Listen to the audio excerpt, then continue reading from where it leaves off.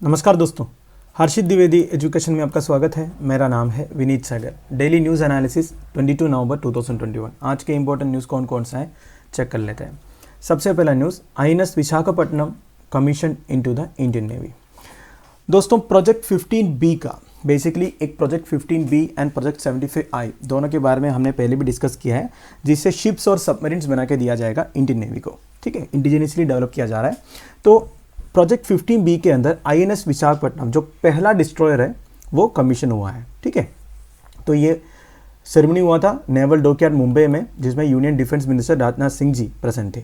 Right, देखिए, it is indigenously designed by the Indian navy's in house organisation directorate of naval design. ठीक है, तो directorate of naval design ने पूरा इसका डिजाइन किया है एंड 75% पार्ट जो है वो इंडिजिनियसली बनाया है। कुछ 25% पार्ट्स जो है वो बाहर से मंगवाना पड़ा। ठीक है, और इसका कंस्ट्रक्शन कैरी आउट किया था Mazagon dock shipbuilders limited Mumbai. ये भी आप ध्यान दीजिएगा, इस तरह की वन लाइनर स्टेटमेंट्स आ सकता है। तो INS Visakhapatnam is the first stealth guided missile destroyed ship of project 15B। अब ये स्टेल्थ गाइडेड मतलब क्या होता है दोस्तों? देखिए, स्टेल्थ मतलब वो होता है जो रडार से इजीली डिटेक्ट नहीं करने वाला। ठीक है, तो वो एक स्टेल्थ है और गाइडेड मिसाइल डिस्ट्रॉयड शिप है। डिस्ट्रॉयर मतलब क्या होता है? देखिए, नेवल टर्मिनोलॉजी में destroyer is a fast manoeuvrable long distance warship intended to escort large vessels in a fleet. देखिए दोस्तों, जब भी हमारे नेवी में जितने बड़े शिप्स हैं, फॉर एग्जांपल जो एयरक्राफ्ट कैरियर है, आप कैरियर इंडियन नेवी में जो ऑपरेशनल है और एक बन रहा है जिसका नाम होने वाला है आईएनएस विक्रांत। ठीक है, तो आईएनएस विक्रमादित्य जैसे शिप जब भी सेल आउट करते हैं तो इस तरह कुछ शिप्स इन्हें एस्कॉर्ट करते हैं। तो ये एस्कॉर्ट करने वाले शिप्स में से एक है डिस्ट्रॉयर। डिस्ट्रॉयर में काफ़ी सारे गाइडेड मिसाइल्स और भी सारे अम्यूनिशंस वगैरह रहते हैं। एक्चुअली इसका मेन पर्पस ये होता है to defend major vessels against smaller short range attackers. कोई और अटैक अगर ये मेजर वेसल की तरफ आ गया तो उसको डिफेंड करने के लिए ये डिस्ट्रॉयर्स यूज़ किया करेंगे। वैसे इंडियन नेवी में डिस्ट्रॉयर में 3 क्लास है ऑलरेडी। ठीक है, Kolkata class, Delhi class, Rajput class. मेरा कहने का मतलब है इन क्लास के अंदर कई सारे शिप्स है। ठीक है, एक एक अलग अलग तरीके से डिजाइन किया हुआ है। अब और एक क्लास आ गया, वो है विशाखापट्टनम क्लास। ठीक है, तो कौन कौन सा क्लास है? Kolkata class, Delhi class, Rajput class. Right, और कुछ डिटेल्स लिखा है। 17 डिस्ट्रॉयर्स आर सर्व्ड और currently serve in the Indian navy. 17 destroyers अभी ऑलरेडी है इंडियन नेवी में operational and navy operates 11 guided missile destroyers from 3 classes. ये मैंने आपको बता दिया। And recently 6 destroyers were decommissioned. R class का और हंट क्लास का, ये सब पहले का है, वो डीकमीशन हो चुका है। ठीक है, और आईएनएस विशाखापट्टनम के बारे में बताएगा तो INS Visakhapatnam has been constructed using indigenous steel DMR 249 alpha. ठीक है, तो ये जो शिप के अंदर जो स्टील यूज किया है इसका नाम है DMR 249 अल्फा। ठीक है, and INS Visakhapatnam one of the largest destroyer है जो इंडिया में कंस्ट्रक्ट हुआ है। इसकी जो ओवरऑल लेंथ है वो 163 मीटर है। मतलब एक टिप से दूसरे टिप का जो डिस्टेंस है वो है 164 मीटर। नहीं तो आप बोल सकते हो फोक्सिल का जो डिस्टेंस है, जो शिप का सरफेस डेक होता है इसे हम फोक्सिल बोलते हैं। ठीक है, तो इसका 163 मीटर लेंथ है एंड डिस्प्लेसमेंट ओवर 7400 टन है। ठीक है, तो ये है INS Visakhapatnam. Paper 4 general studies 3 defence में ये न्यूज़ आपको काम आएगा। तो दोस्तों, आगे जाने से पहले वही बात है, लेक्चर पर लाइक का बटन, चैनल को अब तक शेयर एंड सब्सक्राइब नहीं किया हो तो कर लीजिएगा। हमें सपोर्ट करने के लिए आप चैनल के मेंबर बन सकते हो ज्वाइन बटन के थ्रू। वैसे आज मंडे है, मंडे को न्यूज़ थोड़ा कम रहता है क्योंकि संडे को ऑफिसेज वगैरह छुट्टी रहते हैं और जो मेजर न्यूज़ सोर्सेज वगैरह वो भी काम नहीं करते हैं। तो कोई बात नहीं, जितने भी न्यूज़ इंपॉर्टेंट है वो तो मैं आपको बताऊँगा ही। अगला न्यूज़ है 12% GST rate on MMF yarn fabrics. Finance ministry ने यूनिफॉर्म 12% GST रेट अनाउंस किया है on manmade fibre, yarn, fabrics and apparel. देखिए दोस्तों, ये जो manmade fibre, yarn, fabrics, apparel वगैरह किसके लिए यूज़ होता है? क्लॉथ बनाने के लिए, बेसिकली टेक्सटाइल्स बनाने के लिए। आप जब टेक्सटाइल शॉप में जाके कपड़े खरीदते हो, वो कपड़े बनाने के लिए जितने रॉ मटेरियल्स यूज़ होता है वो है manmade fibre, yarn, fabrics, apparel वगैरह। अब पहले क्या होता था, ये जो manmade fibre, yarn, fabrics, apparel वगैरह का GST रेट जो है वो अलग अलग था। फॉर एग्जाम्पल, फाइबर का था 18%, यार्न का था 12%, फैब्रिक्स का था 5%। अब ये सबको चेंज करके एक यूनिफॉर्म GST रेट आ गया, वो है 12%। ध्यान दीजिएगा, दिस इज वेरी इंपॉर्टेंट। अब देखिए ऐसा क्यों किया है फिनेंस मिनिस्ट्री ने। The taxation of inputs at higher rates than finish products created buildup of credits and cascading cost. इसके लिए GST में कुछ चीज़ें मैं आपको समझाऊंगा। वैसे हमने पहले भी डिस्कस किया है ब्रीफली, और एक बात समझा देता हूं। देखिए दोस्तों, जीएसटी जब काउंट करते हैं उसमें एक इनपुट टैक्स क्रेडिट करके एक चीज़ होता है। Input credit means at the time of paying tax on output you can reduce the tax you have already paid on inputs and pay the balance amount। देखिए दोस्तों, एक एग्जाम्पल के तौर पर आपको मैं समझाता हूं। आपको पता है अलग अलग प्रोडक्ट्स का जो जीएसटी है वो अलग अलग स्लैब्स में रहता है। किसी का 5%, किसी का 12%, किसी का 18%, किसी का 28%, ऐसा होता है कि नहीं। अब मान लीजिए आप एक मैन्युफैक्चरर हो, आप एक जीन्स मैन्युफैक्चर हो, मतलब जो जीन्स हम पहनते हैं ना वो आप मैन्युफैक्चर करते हो। अब ये जो फिनिश प्रोडक्ट है जीन्स, उसका जीएसटी रेट अलग होगा, है कि नहीं। मान लीजिए उस जीन्स का जो जीएसटी रेट है वो होगा 18%। अब वो जीन्स बनाने के लिए आप जितने रॉ मटेरियल्स यूज करोगे, जैसे फैब्रिक्स हो गया, यार्न हो गया और सारे अपैरल्स हो गया, उन सबका ये जो जीएसटी रेट्स अलग अलग होगा। जैसे पहले था, आप जाके यूनिफॉर्म किया ना, पहले अलग अलग था। अब मान लीजिए ये जो जीन्स के लिए आप गवर्नमेंट को पे करते हो 450 रुपये जीएसटी या फिर टैक्स। अब जितने इनपुट्स है इसमें, जैसे ये यार्न, फैब्रिक्स, अपैरल्स वगैरह हो गया, उन सबको मिला के आपने ऑलरेडी पे किया होगा गवर्नमेंट को 300 रुपीज, और आपको जीन्स के लिए अलग से पे करना पड़ रहा है 450 रुपया। आप देखिए ये जो 300 रुपया आपने ऑलरेडी पे किया है वो आपको रिफंड मिलेगा गवर्नमेंट से। इसको बोलता है इनपुट क्रेडिट। समझे आप? देखिए ऑलरेडी आपने इनपुट्स के लिए 300 रुपये टैक्स पे किया है, और जब आप इसको फाइनल प्रोडक्ट बना दिया उसके लिए अलग सा 450 रुपये देना पड़ रहा है ना। ये कैसे हो सकता है? ये तो लॉजिकल नहीं है। इसलिए इसमें एक इनपुट क्रेडिट करके चीज़ है, मतलब जो फाइनल प्रोडक्ट का टैक्स है उससे ये जो इनपुट जितना एक्सपेंस हो गया आपका, टैक्स आपने पे किया है, वो आप माइनस करेगा। इसको बोलते हैं इनपुट क्रेडिट। क्लियर? अब आप न्यूज़ देखिए, finance ministry notified uniform 12% GST rate on so and so items, thereby addressing the inverted tax structure in the MMF textile value chain। अब ये inverted tax structure क्या होता है ये भी मैं आपको बता देता हूं। देखिए दोस्तों, मैंने जो बताया ना, जब इनपुट्स का टैक्स ज्यादा होता है फाइनल प्रोडक्ट से, मतलब कुल मिला के इनपुट्स जितना आपने यूज किया एक फाइनल प्रोडक्ट बनाने के लिए, उसका जो टैक्स फाइनल प्रोडक्ट से ज्यादा हो जाता है, इसको बोलते हैं इन्वर्टेड ड्यूटी स्ट्रक्चर। देखिए क्या लिखा है, an inverted duty structure arises when the taxes on output or final product is lower than the taxes on inputs, creating an inverse accumulation of input tax credit। देखिए ये जो example मैंने इधर बताया वो बस एग्जाम्पल बताया मैंने, पर ऐसा भी तो हो सकता है ना, आप एक फाइनल प्रोडक्ट बना रहे हो, आपने जितना इनपुट्स यूज किया वो इनपुट्स के लिए आपने जितने टैक्स पे किया वो फाइनल प्रोडक्ट का टैक्स से ज्यादा है। अगर ऐसा होता है तब इसको आप इन्वर्टेड ड्यूटी स्ट्रक्चर बोलते हैं। तो ये जो टेक्सटाइल सेक्शन में यही तो हो रहा था। टेक्सटाइल सेक्शन में जब आप इनपुट्स की टैक्स काउंट करते हो वो फाइनल प्रोडक्ट के टैक्स से ज्यादा था, तो वो कम करने के लिए गवर्नमेंट ने अभी ऐसा किया है। क्लियर? अब देखिए, it further led to the accumulation of taxes at various stages of MMF value chain and blockage of crucial working capital for the industry. तो इससे कई सारा प्रॉब्लम हो रहा था। एक तो एक्यूमुलेशन ऑफ टैक्सेस हो रहा था क्योंकि इनपुट्स में इतना ज्यादा टैक्सेस आ रहा है, फिर फाइनल प्रोडक्ट के लिए और टैक्स आ रहा है, तो ये सब पूरा प्रॉब्लम हो रहा था। तो इस प्रॉब्लम को सोल्व करने के लिए अब फाइनेंस मिनिस्ट्री ने ये यूनिफॉर्म रेट लागू किया है। ठीक है, ये जो डिसीजन है सितंबर 17 को ही ले लिया था जब जीएसटी काउंसिल मीटिंग हुआ था। इसके बाद उन्होंने ये बोला था जनवरी 1, 2022 में ये करेक्ट करेंगे, ये जो यूनिफॉर्म टैक्स स्ट्रक्चर हम लेके आएंगे करके। ठीक है, तो giving effect to this decision, central board of indirect taxes and customs है जिसको आप सीबीआईसी बोलते हो, इन्होंने ये नोटिफाई किया है 12% GST rate for MMF yarn and MMF fabrics. Clear? तो paper 3 general studies 2 government policies and interventions and paper 4 general studies 3 Indian economy में ये न्यूज आपको काम आएगा। अगला न्यूज है Indo France joint military exercise. देखिए, इंडिया एंड फ्रांस के बीच में बाइनियल ट्रेनिंग एक्सरसाइज होता है मिलिट्रीज का। बाइनियल मतलब 2 साल में एक बार। आर्मी के बीच में जो एक्सरसाइज होता है इसको आप शक्ति बोलते हो। नेवी के बीच में जो होता है इसको आप वरुणा बोलते हो।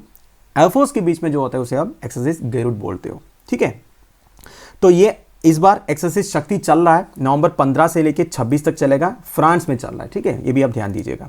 इंडियन आर्मी की तरफ से Gorkha rifles infantry battalion exercise attend कर रहा है एंड फ्रांस की तरफ से उनके 21st मरीन इन्फेंट्री रेजिमेंट ये एक्सरसाइज अटेंड कर रहा है। ठीक है, इस एक्सरसाइज में काफ़ी काउंटर टेररिज्म ऑपरेशंस में ड्रिल्स वगैरह होगा मिलिट्री कोऑपरेशन एनहांस करने के लिए, एंड 2 आर्मीज के बीच में जो इंटर ऑपरेबिलिटी है, मतलब दोनों को एक साथ काम करने के लिए जितने भी ऑपरेशंस वगैरह करना पड़ेगा वो सभी में एक्सरसाइजेस होगा, ड्रिल्स होगा। ठीक है, तो इसके साथ साथ एक्सरसाइज गरुड़ और एक्सरसाइज वरुणा भी होगा साथ साथ में।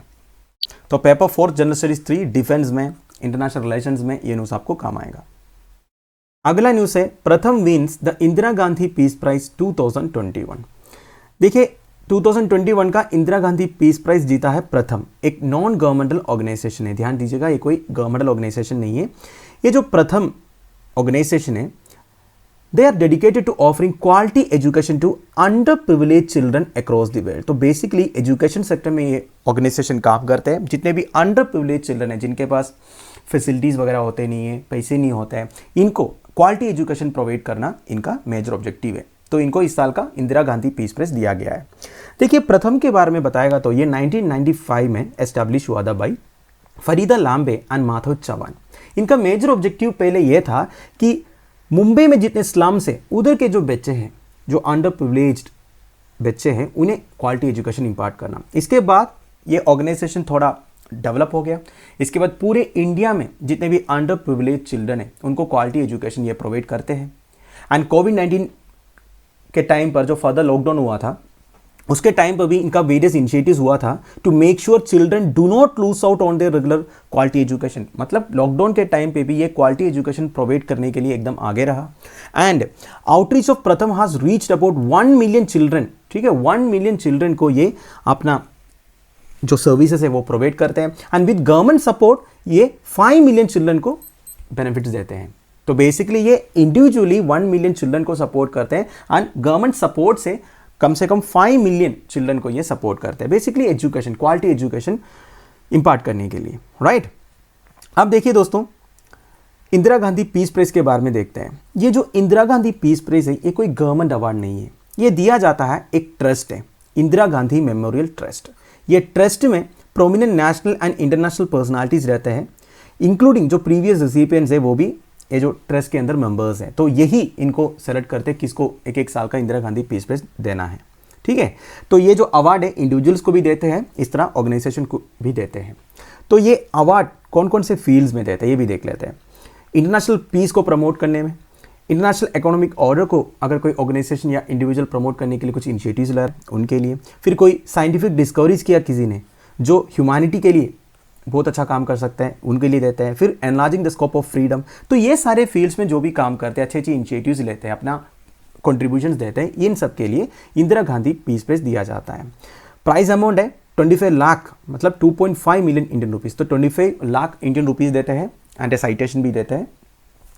अब देखिए इंदिरा गांधी पीस प्राइज का प्रीवियस रिसिपिएंट्स कौन कौन है, एक बार देख लेते हैं। देखिए दोस्तों, 2020 में तो प्रथम को मिल गया।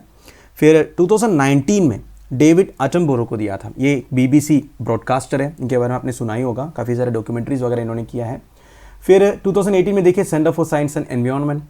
और इससे पहले मनमोहन सिंह जो हमारे फॉर्मर प्राइम मिनिस्टर है, इनको दिया गया। United Nations high commissioner for refugees को दिया गया। ISRO को मिला है।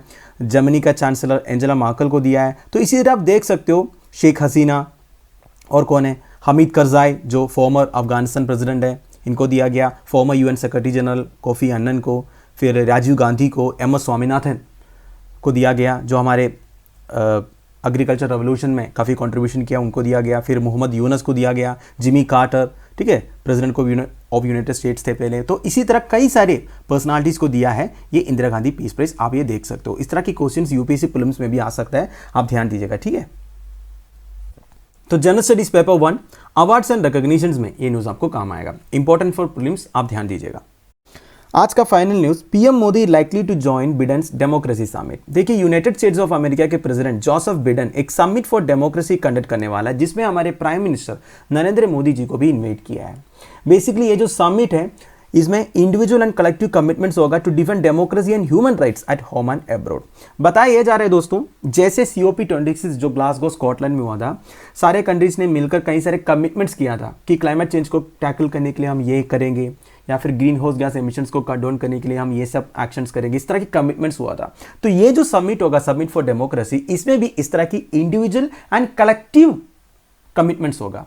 किसके लिए? एक तो डेमोक्रेसी को डिफेंड करने के लिए, और अपने अपने देशों में ह्यूमन राइट्स को किस तरह प्रोटेक्ट कर सकता है।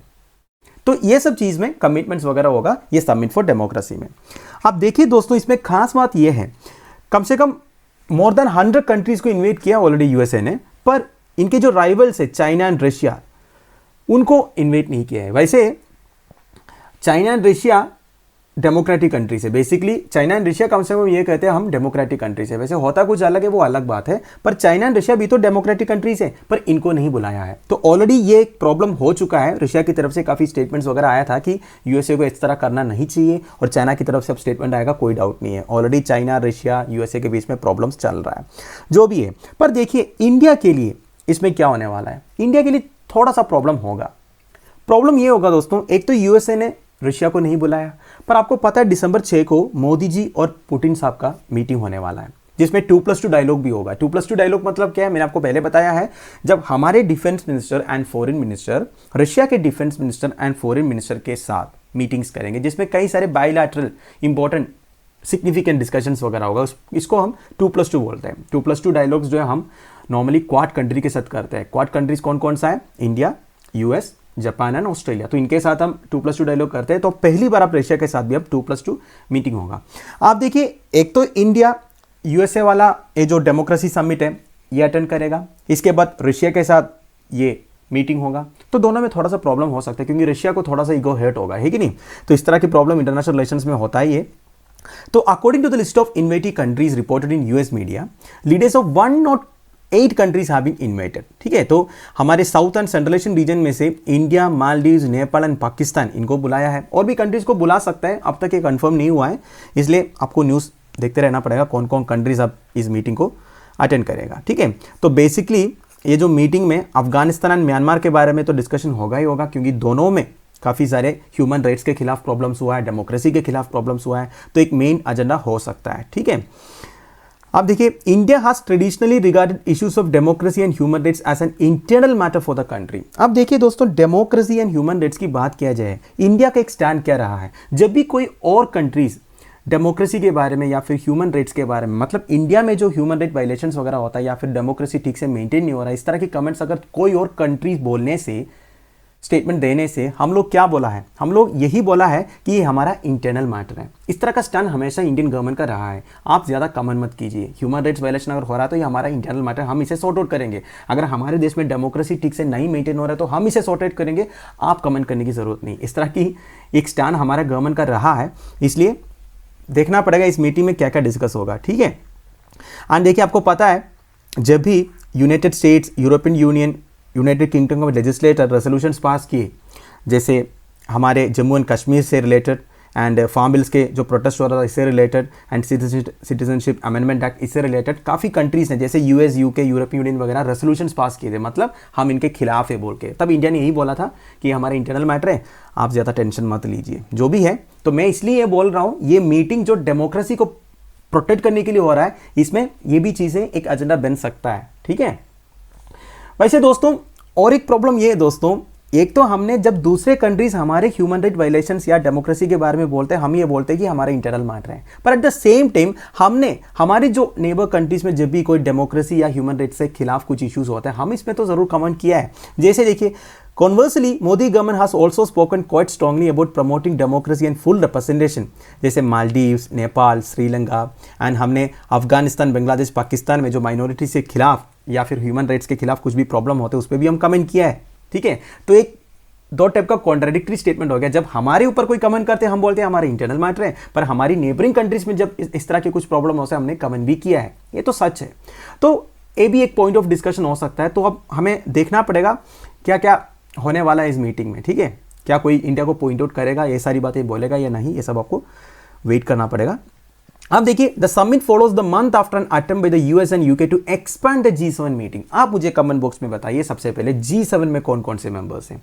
एक क्लू देता हूं, G7 में सारे अमीर कंट्रीज है जिनका ये जो ह्यूमन डेवलपमेंट इंडेक्स वगैरह बहुत ज़्यादा है, तो वही है G7 कंट्रीज। G7 का एक मीटिंग भी हुआ था रिसेंटली, आई थिंक वो इंग्लैंड, बेसिकली यूके में हुआ था। तो देखिए, रिसेंटली ये जो यूएस एंड यूके ने एक अटेम्प्ट किया था ये जो G7 को एक्सपांड करने के लिए, बेसिकली G7 का नाम बदल के D10 करने के लिए, बेसिकली ग्रुप ऑफ 10 डेमोक्रेसीज करने के लिए, बेसिकली G7 में Australia, India and south Korea को मिला के इसको D10 बनाने का एक अटेम्प्ट चल रहा है। तो हो सकता है इसके बारे में भी इधर डिस्कशन होगा। ठीक है, paper 3 general studies 2 international groupings involving India's interest में न्यूज आपको काम आएगा। तो दोस्तों that's end of it. I hope आपको न्यूज़ समझ में आ गया हो। आप मुझे कमेंट बॉक्स में प्लीज़ बता दीजिएगा कि आप मुझे फॉलो कर पा रहे हैं ठीक से या नहीं, ठीक है, कुछ चेंजेस लाना है या नहीं लाना है। तो लेक्चर की PDF एज यूजुअल आपको टेलीग्राम चैनल में मिल जाएगा, जिसका लिंक नीचे प्रोवाइडेड है। Thank you for watching, bye bye, have a nice day.